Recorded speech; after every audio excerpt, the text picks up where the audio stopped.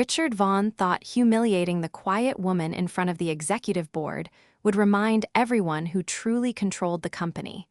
But within the next 20 minutes, he was about to discover he had publicly mocked the new chairwoman of Ashton Global Holdings.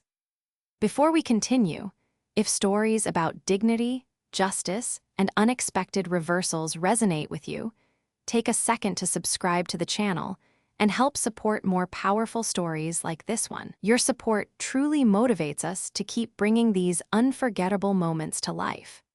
The rain had stopped just minutes before the black town cars began arriving outside Ashton Global's Manhattan headquarters, leaving the streets shining beneath the pale morning sunlight. The 48-story glass tower stood like a monument to corporate power, its polished marble entrance reflecting executives in tailored suits as they hurried through revolving doors with coffee cups and glowing phones in hand. Inside the lobby, the atmosphere carried its usual mixture of tension and ambition. Assistants moved quickly between security desks. Elevator chimes echoed softly across the stone floors. Conversations about quarterly projections and investor calls floated through the air in hushed professional tones. Near the reception desk, a woman in a beige wool coat quietly adjusted the strap of an old leather handbag resting against her shoulder. Evelyn Carter stood almost unnoticed among the flood of executives, despite the calm confidence in her posture. At 50 years old, she carried herself with quiet restraint, her silver blonde hair tied neatly behind her head, her expression composed but unreadable. There were no designer logos on her clothing, no expensive jewelry flashing beneath the lobby lights, no assistant hovering nearby. To most people passing through the building that morning, she looked like someone's consultant, perhaps even an administrative guest who had wandered into the wrong corporate tower by mistake. A young receptionist glanced up briefly before lowering her eyes again, clearly unconcerned about the woman waiting alone near the elevators. What no one in the building realized was that Evelyn had spent the last 6 months reviewing confidential reports about Ashton Global's declining culture, executive misconduct, and collapsing employee trust. She already knew more about the people inside that tower than they knew about themselves. Across the lobby, Richard Vaughan stepped out of a private elevator while 2 senior executives followed closely behind him. At 53, the executive director of Ashton Global looked exactly like the kind of man who expected rooms to fall silent when he entered them. His navy Italian suit fit perfectly against his broad frame, and the silver cufflinks at his wrists caught the light each time he moved. Employees straightened subtly as he passed. Some nodded nervously. Others lowered their voices entirely. Richard enjoyed that reaction. Power, to him, was not simply authority. It was performance. It was visible, measurable, public. As he walked toward the executive conference floor, his eyes landed briefly on Evelyn standing near the elevators. His pace slowed almost imperceptibly. "Interesting," he muttered under his breath, barely glancing toward one of his associates. "Looks like security's letting anybody into executive meetings these days." The men beside him chuckled quietly. Evelyn heard the comment clearly. Her eyes lifted toward Richard for only a moment before she calmly looked away again. No anger crossed her face, no embarrassment, just silence. Richard smirked faintly at her lack of response, before stepping into the elevator with the confidence of a man completely certain he owned the future of Ashton Global. But above the executive conference room, beyond the glass walls and polished boardroom table waiting upstairs, a decision had already been made by the company's board of directors. And the quiet woman standing alone in the lobby was at the center of it. The executive conference room on the 39th floor overlooked the gray Manhattan skyline like the bridge of a luxury ship floating above the city. Floor-to-ceiling windows wrapped around the massive room, casting pale morning light across the polished walnut table where Ashton Global's senior leadership had already gathered. Crystal water glasses sat beside leather folders embossed with the company logo, while 2 enormous digital screens displayed quarterly growth charts and market projections. The atmosphere carried the familiar stiffness of corporate hierarchy. Every chair in the room represented influence, wealth, or political survival. Richard Vaughan sat near the center of the table, with one arm resting confidently across the back of his chair, as executives quietly prepared for the meeting to begin. Several members of the leadership team laughed politely at one of his comments regarding an underperforming regional division. Richard enjoyed moments like this. He enjoyed being the gravitational center of every room. "I am telling you right now," he said while adjusting the silver watch at his wrist, "if the board wants stability, they already know who should be running this company." A few executives exchanged knowing smiles. Everyone understood exactly what he meant. Rumors about the board appointing a new chairwoman had been circulating for weeks, but Richard clearly believed the position was already his in all but title. Then the conference room doors opened quietly. Conversations softened almost immediately as Evelyn Carter stepped inside carrying nothing but a slim black folder and her weathered leather handbag.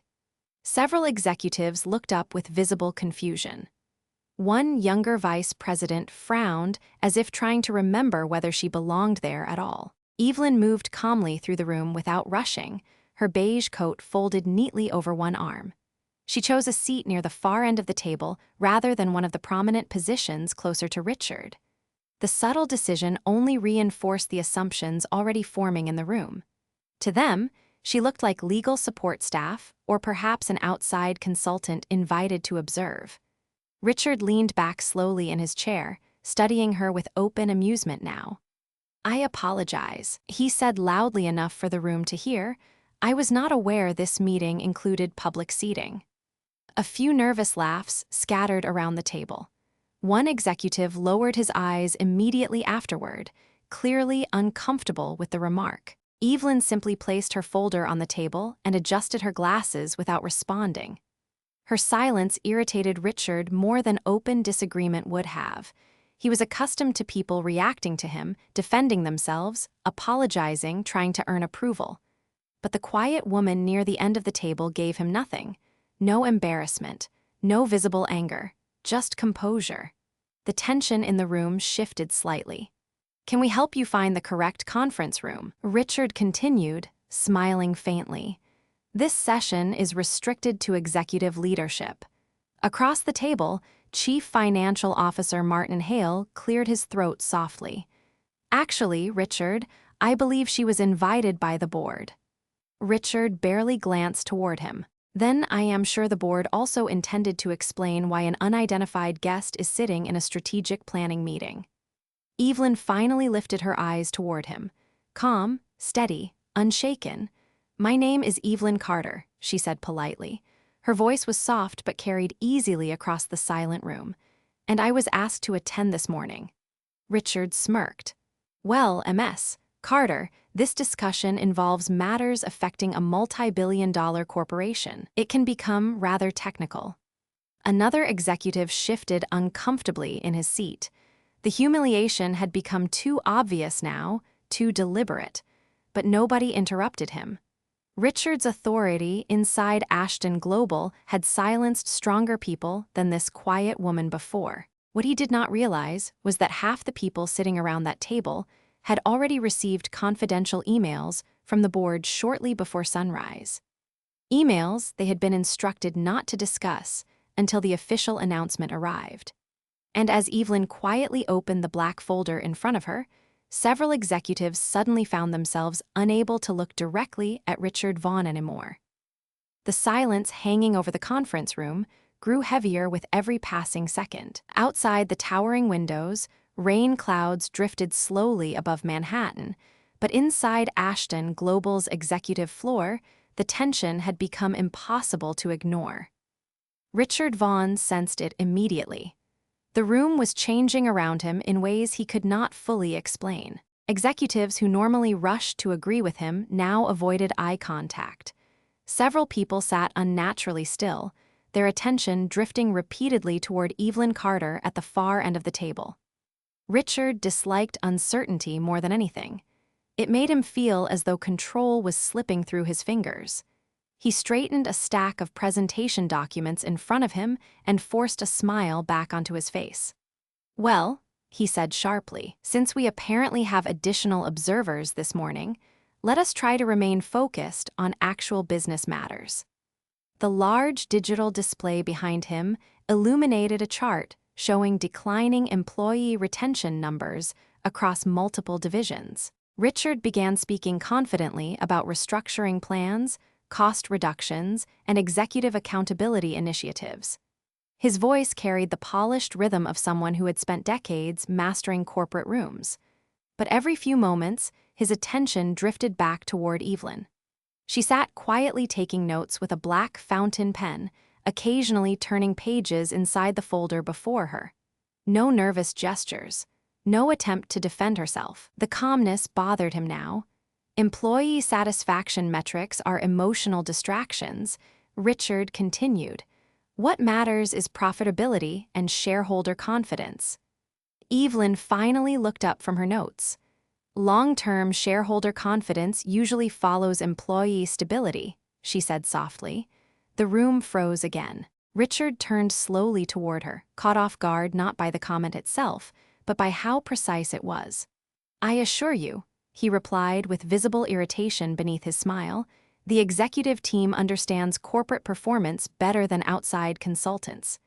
Evelyn nodded politely. "I am sure many of them do." A few executives lowered their eyes to hide reactions they could not safely express. Richard's jaw tightened almost invisibly. The response had been respectful on the surface, yet something about it unsettled him. It was not defensive, it was measured, confident, like someone speaking from a position higher than the room itself. He stepped away from the screen and folded his arms. "Tell me something, Ms. Carter," he said. "What exactly qualifies you to comment on leadership strategy at Ashton Global?" Several people shifted uncomfortably. Martin Hale looked toward the door briefly, as though hoping someone would interrupt the exchange before it worsened. Evelyn closed her folder gently before answering. "I have spent most of my career studying organizational decline," she said calmly. "Especially environments where leadership begins confusing authority with respect." The words landed harder than anyone expected. The room became completely silent. Richard stared at her for a moment, disbelief flashing across his face before irritation quickly replaced it. "That sounds impressive," he said coldly, "though this company is not an academic case study." Evelyn did not respond immediately. She simply met his eyes with the same steady calm that had followed her since entering the building. "No," she said quietly, "it is not." The tension became almost physical now. Even the soft hum of the ventilation system seemed louder inside the silence surrounding the table. Richard suddenly felt challenged in a way he had not anticipated, not publicly attacked, something worse, evaluated. Across the room, senior legal counsel Diane Mercer glanced discreetly toward her phone again. The message from the board remained open on her screen, timestamped at 6:15 that morning. Official appointment confirmation upon arrival. Full authority effective immediately. Diane swallowed carefully before looking back toward Evelyn. Richard continued speaking after that, but his confidence no longer carried the same effortless control. Tiny cracks had started forming beneath the surface, and although he did not realize it yet, several people around the table had already begun mentally preparing for the moment his entire world inside Ashton Global was about to collapse. Richard Vaughn hated losing control of a room, and by the time the quarterly projections disappeared from the screen behind him, he could feel the atmosphere shifting farther away from him with every passing minute. The executives seated around the walnut table were no longer reacting with automatic agreement. Their silence had changed. It was cautious now, measured, almost anticipatory. Richard noticed Martin Hale avoiding eye contact entirely. Diane Mercer had barely spoken in 20 minutes. Even the younger vice presidents who usually laughed at every joke now sat rigidly still, occasionally glancing toward Evelyn Carter with expressions they could not fully conceal. That unsettled him more than he wanted to admit. He walked slowly toward the center of the room and placed both hands against the polished table surface. "Let us clarify something," he said, forcing calmness into his voice. "This company is navigating one of the most critical financial transitions in its history. The board did not invite us here for philosophical discussions about leadership culture." Evelyn remained seated quietly near the end of the table, her fountain pen resting across the open folder before her. "No," she replied softly. "I believe they invited everyone here to discuss accountability." The word landed heavily across the room. Accountability. Richard felt heat rise behind his expression, though years of executive training prevented it from fully reaching his face. "Interesting choice of language," he said, "especially from someone who has yet to explain why she is even in this room." Evelyn folded her hands calmly. "I was asked to observe." Richard gave a short laugh that carried no humor. "Observe?"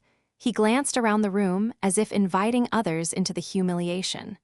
"Well, perhaps we should all be grateful for the observation of someone carrying a department store handbag into a board meeting." A few executives visibly winced. Nobody laughed this time. The silence afterward was immediate and painful. Richard sensed it too late. He had pushed too far. Across the room, Diane Mercer slowly removed her glasses and set them carefully on the table. The legal counsel had spent 12 years protecting Ashton Global from lawsuits, scandals, and internal corruption. She knew exactly what was happening now. More importantly, she knew Richard still did not. Evelyn looked down briefly at the worn leather bag beside her chair before lifting her eyes back toward Richard. "My father gave me this briefcase 30 years ago," she said quietly. "He carried it when he worked maintenance in a Detroit manufacturing plant." Her voice remained calm, but something inside the room shifted again. "He used to remind me that people reveal themselves very quickly when they think someone has less power than they do." Richard crossed his arms. "I am sure that is very inspirational," he replied coldly. "But this is still a corporate leadership meeting, not a personal memoir." The room went silent once more. Martin Hale closed his eyes briefly as though physically exhausted by what he was witnessing. Several executives now looked openly uncomfortable. One woman near the middle of the table subtly pushed her phone face down against the wood surface after reading the newest email notification from the board secretary. "Arrival confirmed. Final announcement in progress." Richard continued speaking, unaware that his own authority was dissolving minute by minute beneath him. "Frankly," he said, "I think we have indulged this distraction long enough. Security should have verified attendance before allowing unauthorized guests onto the executive floor." The sentence had barely left his mouth when the conference room doors opened again. Every head in the room turned instantly. Two members of Ashton Global's board of directors stepped inside alongside Chairman Leonard Whitmore, whose presence alone was enough to silence entire departments throughout the company. Richard straightened immediately, forcing confidence back into his posture. But then something happened that made the air leave the room completely. Leonard Whitmore did not walk toward Richard Vaughn. He walked directly toward Evelyn Carter. And for the first time that morning, Richard's confidence began giving way to something far more dangerous: fear. The conference room had become so quiet that even the soft ticking of the wall clock sounded unnaturally loud beneath the tension. Richard Vaughn remained standing near the center of the walnut table, but the confidence that had carried him all morning was beginning to crack beneath the weight of uncertainty spreading through the room. Chairman Leonard Whitmore crossed the polished floor slowly, accompanied by two board members and the company secretary holding a thin leather portfolio against her chest. Nobody spoke. Nobody moved. Every executive in the room understood instinctively that something significant was unfolding. Richard forced a controlled smile onto his face as Leonard approached. "Chairman Whitmore," he said smoothly, attempting to recover authority, "we were just reviewing executive restructuring initiatives before beginning the strategic session." Leonard barely acknowledged him. His attention remained entirely on Evelyn Carter. "MS. Carter," he said warmly, extending his hand. "I apologize for the delay. The board finalized the last signatures only a few minutes ago." Evelyn stood calmly from her chair and shook his hand with quiet professionalism. "Of course," she replied. The simplicity of the exchange sent visible confusion across several faces in the room. Richard stared at them both, trying to process what he was seeing. For the first time in years, he felt completely outside the center of the conversation. Leonard turned toward the rest of the executives. "Thank you all for your patience this morning," he announced. "I know there has been considerable speculation regarding the future leadership structure of Ashton Global." The room remained frozen. Richard's expression tightened. Beside him, Martin Hale slowly lowered his eyes toward the table as though he already knew exactly what was coming next. Leonard opened the leather portfolio handed to him by the company secretary. After a unanimous vote by the board of directors effective immediately, he continued, "Evelyn Carter has officially been appointed chairwoman of Ashton Global Holdings." Silence, complete and absolute. The words seemed to drain the oxygen from the conference room itself. Richard Vaughn did not move. For a brief moment, he looked almost unable to breathe. Several executives stared openly now, shock replacing every earlier assumption they had made about the quiet woman near the end of the table. The young vice president, who had ignored Evelyn upon entering the room, looked down immediately, embarrassment flooding his face. Diane Mercer closed her eyes briefly in relief that the announcement had finally happened before the situation grew even uglier. Richard's lips parted slightly, but no words came out. His mind raced backward through every sarcastic comment, every public insult, every moment he had tried to diminish her in front of the room. The realization struck him all at once with crushing force. He had spent the entire morning humiliating the most powerful person in the company. Leonard continued speaking while the room remained stunned. "Ms. Carter has spent the last 8 months conducting an independent operational review authorized directly by the board. Her findings regarding executive culture, employee retention, and leadership accountability played a major role in this decision." Richard felt heat drain from his face. Evelyn had not been observing him accidentally. She had been evaluating him. The distinction changed everything. Leonard stepped aside slightly. "Chairwoman Carter will now oversee all executive performance reviews effective immediately." The silence deepened further. One executive near the windows adjusted his tie with trembling fingers. Another quietly closed the financial presentation folder in front of him, suddenly aware that none of the priorities discussed earlier seemed important anymore. Richard finally found his voice. "There must be some misunderstanding," he said carefully, though the confidence was gone now. "Nobody informed executive leadership about this appointment." Evelyn looked toward him calmly, her expression unreadable. "The board believed transparency would be easier after direct observation," she said softly. Her words were polite, measured, yet they landed harder than any public humiliation ever could. Richard lowered his eyes for the first time that morning, and around the massive conference table overlooking Manhattan, everyone watching finally understood that power does not always announce itself loudly. Sometimes, it walks quietly into the room carrying an old leather briefcase, while everyone else is too distracted by appearances to recognize it. Richard Vaughn remained motionless beside the conference table as the reality of the morning settled over him like cold rain. The city skyline behind the glass walls seemed distant now, blurred beneath the weight of humiliation tightening around the room.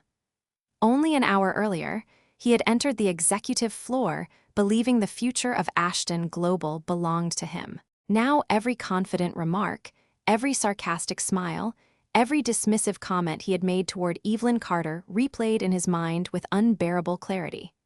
The silence surrounding him felt heavier than any public criticism ever could. Evelyn stood calmly beside Chairman Leonard Whitmore, her hands resting lightly against the black folder she had carried into the building. There was no triumph on her face, no smug satisfaction, That unsettled Richard even more. She had every opportunity to embarrass him publicly now, yet her composure remained steady and controlled. Leonard adjusted his glasses before addressing the room again. As many of you know, he said, the board initiated a confidential review after employee retention dropped 22% over the last 3 fiscal years. Several executives shifted uncomfortably. What concerned us most was not financial instability, Leonard continued. It was the internal culture developing inside senior leadership. Richard felt several eyes turn toward him immediately. He looked down at the polished wood table. For the first time in his career, he could not meet the room's gaze. Evelyn opened her folder slowly and removed several documents. Over the last 8 months, she said softly, I interviewed more than 200 Ashton Global employees across 14 departments. Her voice carried no anger, only calm professionalism. Many described an environment where fear had replaced collaboration, where leadership visibility mattered more than leadership integrity. The words spread quietly through the room like smoke. Diane Mercer folded her hands carefully in front of her while Martin Hale stared silently toward the windows. Neither seemed surprised anymore. Evelyn continued. The company's strongest employees were leaving not because of salary concerns, but because they no longer felt respected. Richard swallowed hard. The phrase struck him directly because deep down, he already knew it was true. For years, he had ruled the executive floor through intimidation disguised as strength, public pressure, quiet humiliation, making people feel small in order to appear powerful. And nobody had ever truly challenged him before. Until now, Leonard stepped aside slightly as Evelyn looked around the conference table. Leadership is not tested by how we treat board members, she said calmly. It is tested by how we treat people we believe cannot benefit us. The room fell completely silent again. Richard slowly lifted his eyes toward her. There was no cruelty in her expression, no revenge, only disappointment. Somehow that hurt far more. This morning, Evelyn continued gently, I entered this building exactly the way many employees do every day, quietly, without status symbols, without introducing my position. Her gaze settled briefly on Richard. What happened afterward told me everything I needed to know. Richard's face lost what little color remained. Across the room, one vice president removed his glasses and rubbed his forehead nervously. Another executive stared down at her notes, clearly ashamed for staying silent during the humiliation earlier. The entire atmosphere of the room had changed now. The polished corporate confidence that once filled Ashton Global's executive floor suddenly felt fragile and exposed beneath the truth no one could deny anymore. Richard finally spoke, though his voice sounded smaller than anyone had ever heard before. "Ms. Carter," he began carefully, "I owe you an apology." Evelyn regarded him quietly for a long moment before answering. "You do not owe me one nearly as much as you owe it to the people who work beneath you every day." The sentence landed with devastating precision. No raised voice, no public destruction. Just truth delivered calmly enough that nobody in the room could escape it. And in that moment, surrounded by marble walls, polished glass, and million-dollar decisions, Richard Vaughn finally understood something power had hidden from him for years. Respect cannot be demanded through fear. Because the moment real authority enters the room, arrogance collapses almost instantly. No one spoke after Evelyn Carter's final sentence. The conference room overlooking Manhattan remained wrapped in a silence so complete it almost felt unreal. Executives who once competed aggressively for influence now sat motionless in expensive leather chairs, avoiding one another's eyes like students caught in a mistake too obvious to defend. Richard Vaughn lowered himself slowly back into his chair, but even that small movement carried none of the authority it once had. His shoulders seemed heavier now, his confidence visibly fractured beneath the weight of public exposure. Chairman Leonard Whitmore allowed the silence to linger deliberately before speaking again. "As of today," he announced calmly, Ashton Global will begin a full executive culture review under Chairwoman Carter's leadership. Several executives straightened immediately. Others quietly reached for notepads as though suddenly eager to appear productive. Leonard continued. Performance metrics will no longer focus exclusively on quarterly profit margins. Leadership conduct, employee retention, and departmental accountability will now factor directly into executive evaluations. Richard stared down at the polished wood grain of the table. He knew exactly what that meant. The environment he had spent years creating inside Ashton Global was no longer protected. For the first time in his career, the rules had changed around him without his control. Evelyn remained standing calmly beside the windows, Manhattan's skyline reflecting softly behind her. "This company has extraordinary people," she said, "but too many of them have spent years feeling invisible." Her voice remained gentle, yet every word carried weight now. "I spoke with assistants who were afraid to enter executive offices, analysts who stopped contributing ideas because they were mocked publicly, department managers who believed intimidation was simply part of success." The room remained still. Martin Hale removed his glasses slowly and rubbed his forehead. Diane Mercer folded her hands together, her expression thoughtful but relieved. Deep down, many of them had known the company culture was deteriorating long before the board intervened. They had simply become accustomed to surviving inside it. Evelyn looked toward Richard briefly, not with hatred, but with something far more difficult to endure: understanding. "Fear creates obedience," she said quietly, "but it never creates loyalty." Richard closed his eyes for a moment. The sentence struck harder than any insult could have, because somewhere beneath his pride, he recognized himself in every word she spoke. He had spent so many years chasing authority that he had forgotten how leadership was supposed to feel. Leonard stepped forward again. "Effective immediately," he said, "all executive conduct complaints previously archived under internal review will be reopened." Several executives exchanged nervous glances. One senior director visibly shifted in his chair. Another loosened his tie beneath the growing tension. Richard slowly lifted his eyes toward Evelyn again. "You spent 8 months investigating this company without anyone recognizing you," he said quietly. Evelyn nodded once. People rarely notice someone they assume has no power. The simplicity of the answer left the room silent once more. Outside the towering windows, sunlight finally began breaking through the storm clouds hanging above the city, casting pale gold reflections across the glass walls of the conference room. The shift in light felt almost symbolic. For years, Ashton Global had operated beneath an atmosphere of pressure, performance, and silent fear. Now the illusion was cracking open in front of everyone at the table. One young vice president finally spoke carefully from near the far corner of the room. "What happens now?" Evelyn turned toward him. "Now," she said softly, "we rebuild a company where respect does not depend on job titles." The words settled deeply across the room.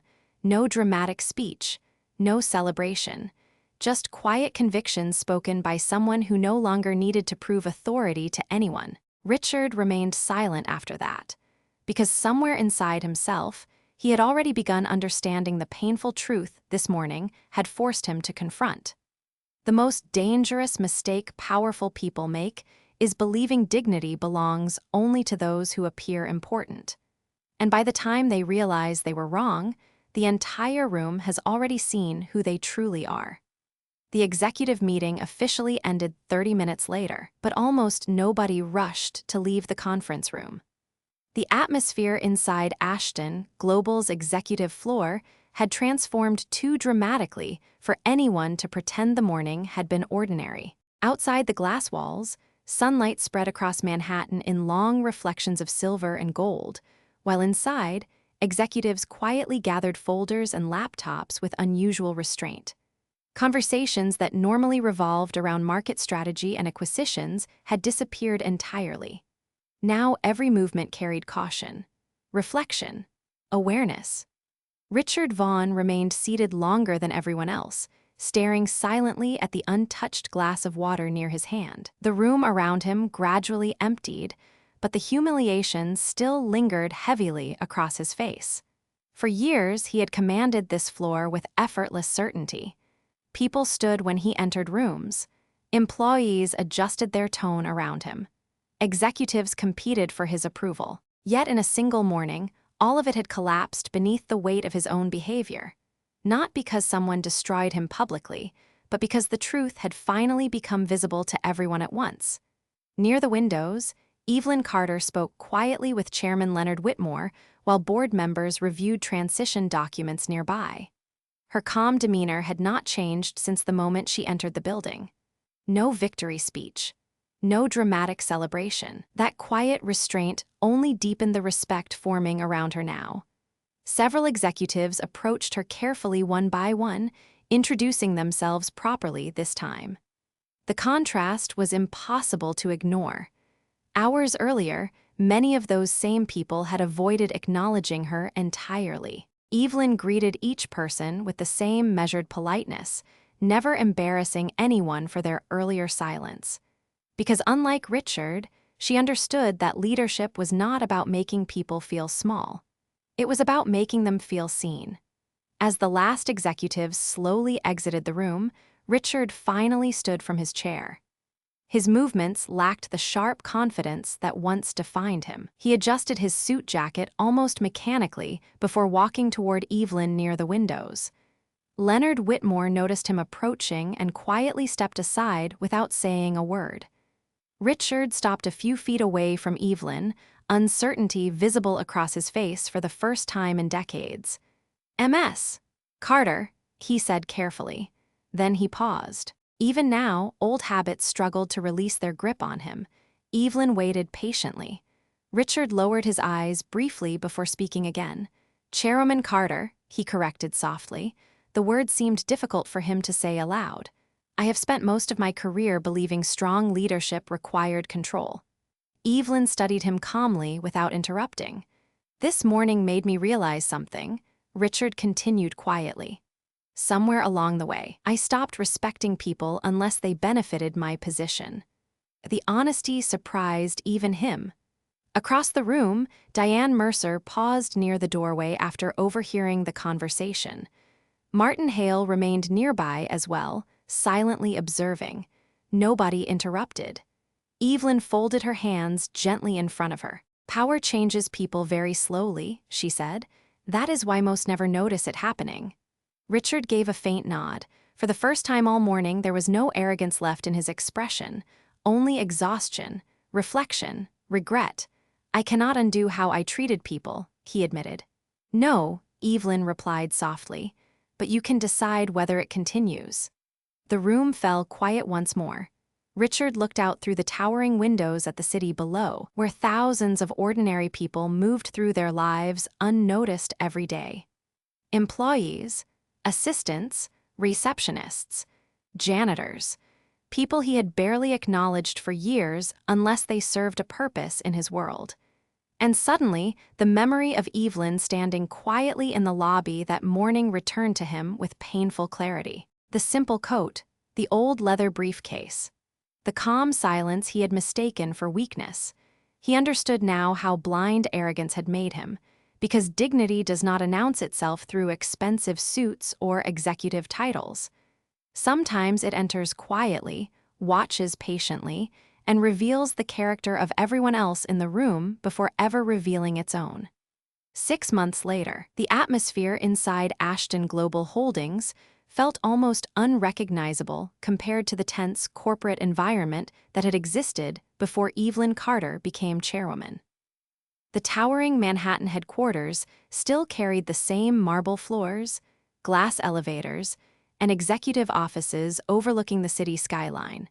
But something far more important had changed inside the building. Employees no longer lowered their voices in fear when executives passed through the halls. Assistants no longer looked nervous entering meetings. Department managers spoke openly during strategy sessions without worrying that one mistake would become public humiliation.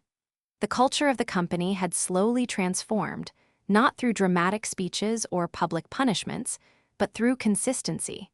Respect had become visible in the smallest moments. Receptionists were greeted by name. Junior analysts were invited to contribute ideas. Meetings that once revolved around intimidation now revolved around collaboration.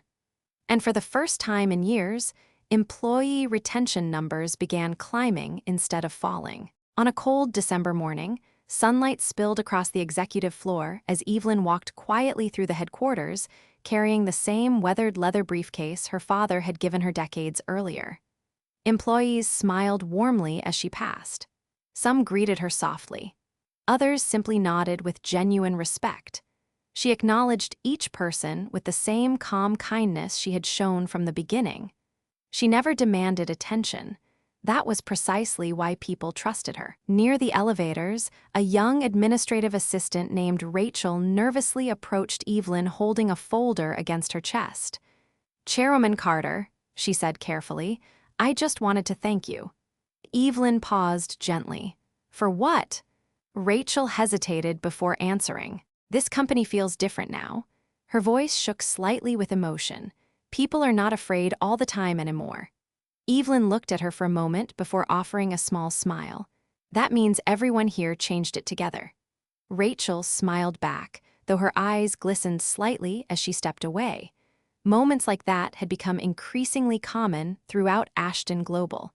Employees who once felt invisible had started rediscovering confidence in themselves again. And perhaps nowhere was the change more visible than in Richard Vaughn.